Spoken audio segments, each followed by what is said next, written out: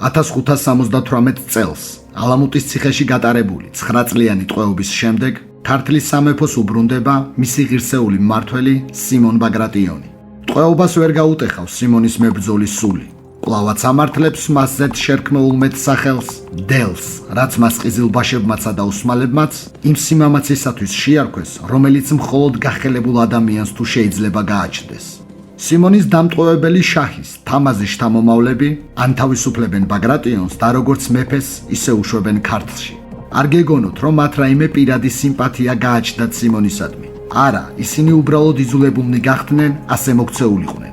რამე თუ მათი დაუძინებელი მტერი, ოსმალეთის იმპერია, დაპყრობილ ქართლშიც ეცილებათ და თავის მხრივ კიდევ უფრო უახლოვდება ირანის იმპერიის საზღვრებს. დელი სიმონი კი სათავისოდ იყენებს ამ შესაძლებლობას. ისეთივე მოწადინებით ჟლეთს მის მიწაზე შემოჭრილ ოსმალებს, როგორც წინად ყიზილბაშებს უბნელებდა მზეს. 1585 წელს სულთანი მურადი აგზავნის ოსმალულ ლაშქარს სიმონის დასასჯელად. თურქები ბანაკდებიან ქვემო ქართლში ხატის სოფელთან. მეფე სიმონი კი სახავს ჭკვიანურ გეგმას, რამაც უნდა გადაწყვიტოს ბედი იმ ბრძოლისა, რომელიც გაიმართება ქართველებსა და ხატის სოფელთან დაბანაკებულ მტერს შორის.